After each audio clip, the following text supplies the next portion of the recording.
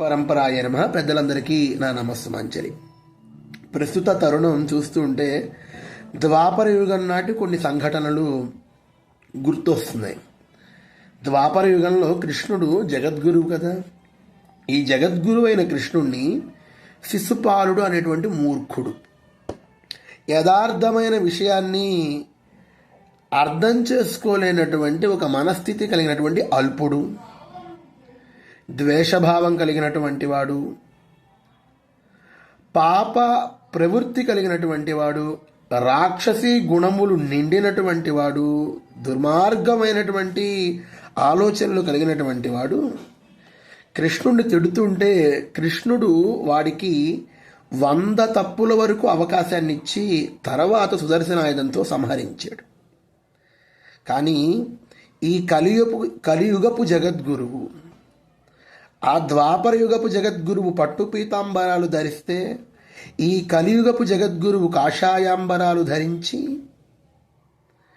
సమాజంలో ఉన్నది ఉన్నట్టు అర్థం చేసుకోలేనటువంటి 100 మంది శిశుపాలుర విమర్శలన్నిటినీ కూడా పుష్పముల్లానే స్వీకరిస్తూ, పొగడ్తలని కూడా ఒకే విధంగా చూస్తూ, పొగడ్తలను విమర్శలను కూడా ఒకే విధంగా చూస్తూ అందరినీ అనుగ్రహించేటువంటి జగద్గురువు. ఆ ద్వాపరయుగం జగద్గురువు దగ్గర శంకుచక్రాలు ఉన్నాయి, వీరి దగ్గర శంకుచక్రాలు ఉన్నాయి. ఈ శంకుచక్రాలతో శిక్షణ కాదు, రక్షణే లక్ష్యంగా కలిగినటువంటి వారు అస్మదాచార్యుడైనటువంటి చిన్నజీయర్ స్వామివారు. స్వామివారి యొక్క లక్షణమే రక్షణ. ఆశ్రయించినటువంటి వాళ్ళని ఉజ్జీవింపచేసి భగవంతుణ్ణి పొందేటువంటి మార్గంలో నడిపించేటువంటి వారు. కాబట్టి భయమేంలే. ఎంతమందికి శిశుపాలుడ ప్రవృత్తి కలిగి ఉన్నా శిక్షించరు ఆచార్యులు, రక్షిస్తారు. 100 తల్లుల పెట్టు అస్మదాచార్యులు. కాబట్టి తల్లికి సంతానం ఎట్లాంటి వాడైనా వాడిని రక్షించాలనేటువంటి గుణమే ప్రధానంగా ఉంటుంది. అయితే ఒక్కొక్కసారి వాడి వల్ల సమాజానికి హితము కాదు అనుకున్నప్పుడు శిక్షిస్తారు, కానీ రక్షించడమే ప్రధానం. కాబట్టి అస్మదాచార్యులను ఆశ్రయించిన, అస్మదాచార్యులను దూషించిన వారిని కూడా రక్షించేటువంటి ఏకైక గుణం, శిష్యులను రెచ్చగొట్టి వ్యక్తిగతమైనటువంటి విమర్శలు చేయించేటువంటి లక్షణం లేనటువంటి ఏకైక ఆచార్యులు.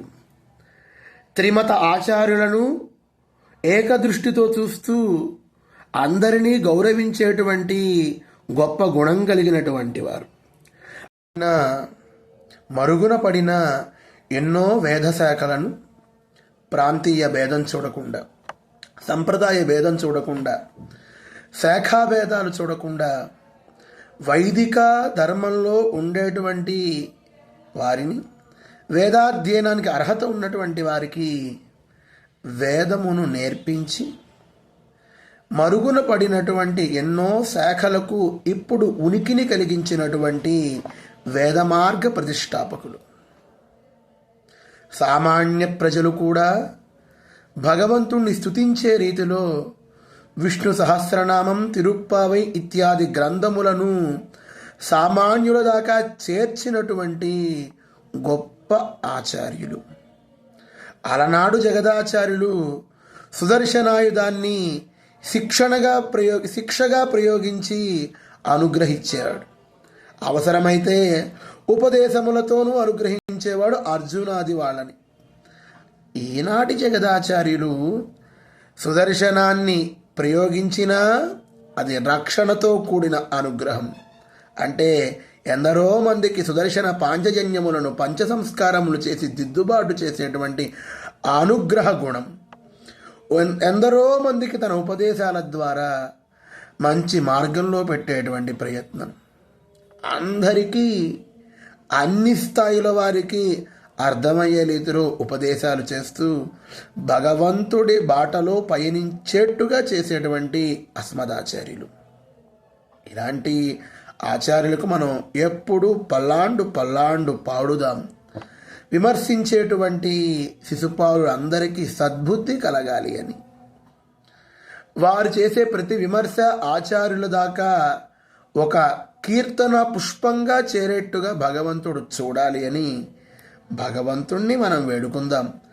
అందరికీ సద్బుద్ధి కలగాలని ప్రార్థిద్దాం. జై శ్రీమన్నారాయణ. శిష్యపాపం గురురు వ్రజేత్. జాగ్రత్త సుమా, మనం గురువులను అనుకునేటువంటి వారికి మనం మాట్లాడే మాటల వల్ల, మనం ప్రవర్తన వల్ల చేసేటువంటి పాపము మనం గురువుగా భావించేటువంటి వారికి చేరుతుంది. అది మహాపాపమై కూర్చుంటుంది.